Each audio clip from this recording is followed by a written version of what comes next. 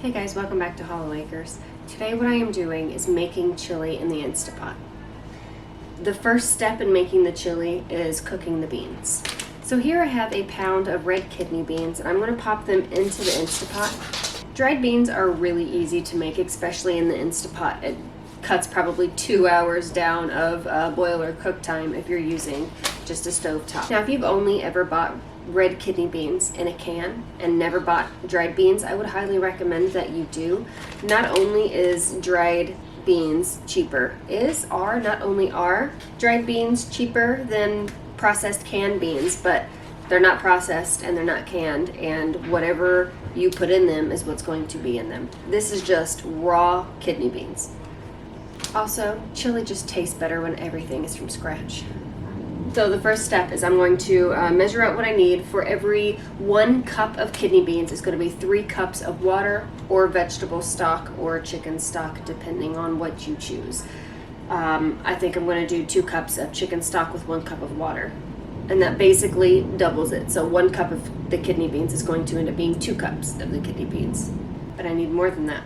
I need 4 cups. I'm making a lot of chili, and I love the extra beans. They're my favorite part of the chili. 2 cups of beans, and then it'll be 6 cups of water. Chicken stock I'll be adding into.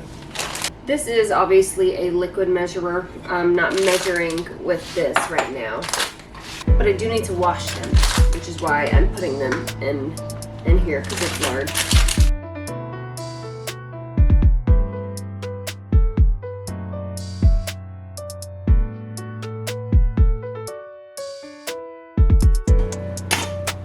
For the extra beans, because they are dried beans, we're going to look through them, make sure that there are no rocks in here, because it can happen. Also, we're looking for any split beans. We don't want those. Any that don't look good, like here we have one. You don't want the split broken ones.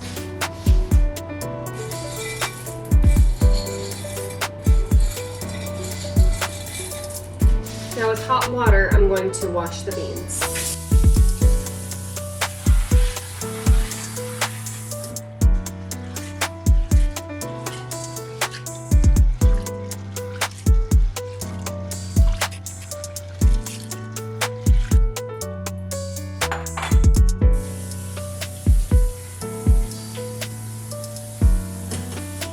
Alright, here's my Instapot. Obviously we have the large bowl, but to start the beans in, just so that they don't end up getting stuck to the sides, this bowl, colander, strainer thing, whatever you want to call it, it's in there. I only ever use this for beans.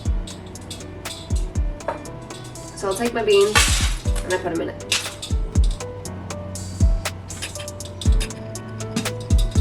Here I have home canned chicken stock.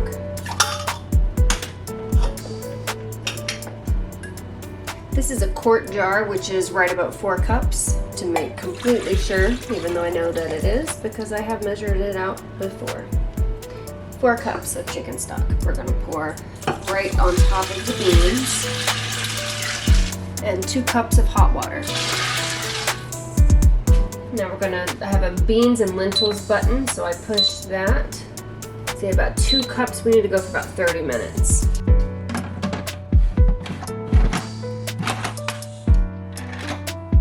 While the Instapot comes up to temperature and cooks the beans over the next 30 to 45 minutes, I'm going to get some potatoes on the stove. I have thawed out about 3 pounds of beef, and I don't need 3 pounds of beef for my chili. I'll use about 1.5 pounds, and then I can take that other 1.5 pounds because it was frozen and I can't refreeze it without cooking it. I'm going to make some shepherd's pie, so I should be able to put 2 shepherd's pies in the freezer at least, and then a bunch of chili.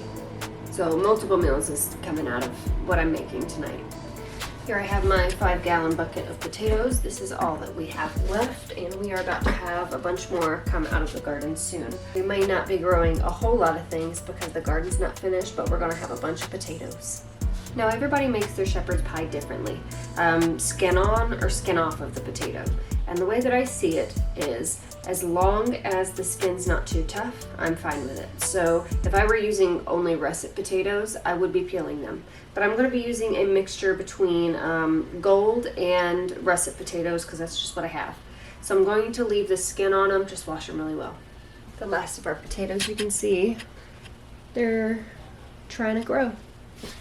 Now, if you don't know, if you don't or have never grown potatoes before, this is the natural life cycle of a potato. It's still firm, it's not soft, there's no smell, it's not rotting, but these eyes here are little sprouts.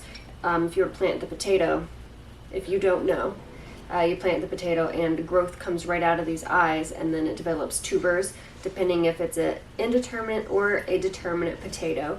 Indeterminate, grow up, determinate, grow down below. I know that's not what you signed up for today, just here to watch me cook. Now, I did say that I wanted to put away 2 pies, what I want to try to go for. I think that should be good. Cutting board full of potatoes. Here I have a wooden scrub brush, and I'm just going to scrub the outside and remove the eyes.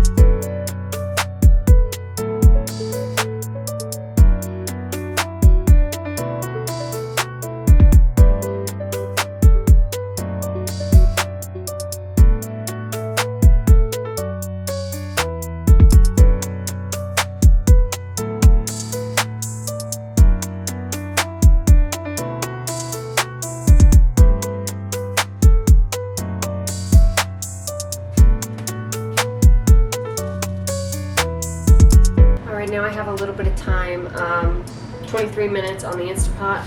The potatoes back there are probably going to be simmering for about 30 or 45 minutes, so I'm going to take this opportunity and go take a shower.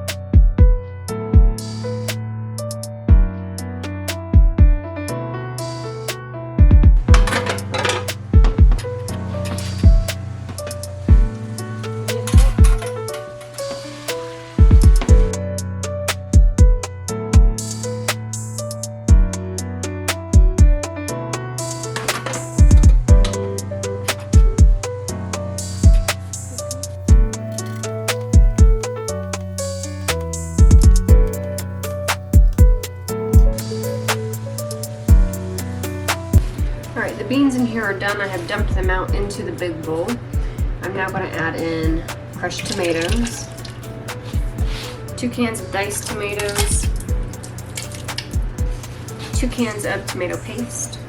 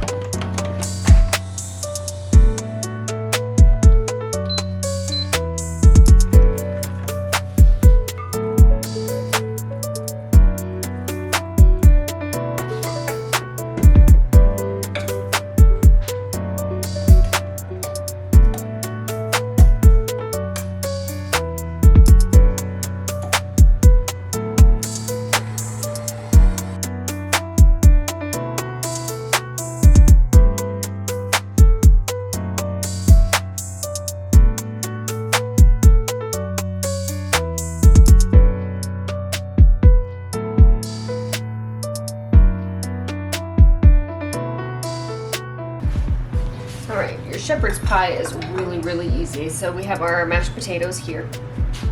I'm going to take our mashed potatoes and plop it into the bottom, spreading it out on the bottom and up the sides.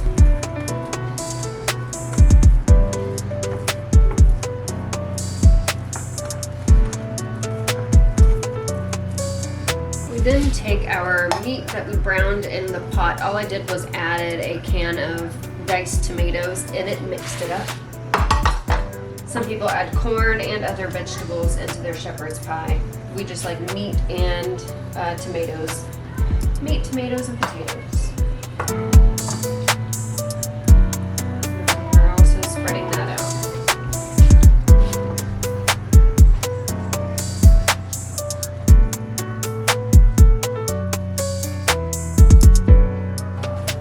Then we layer on top more mashed potatoes. And then on top of that,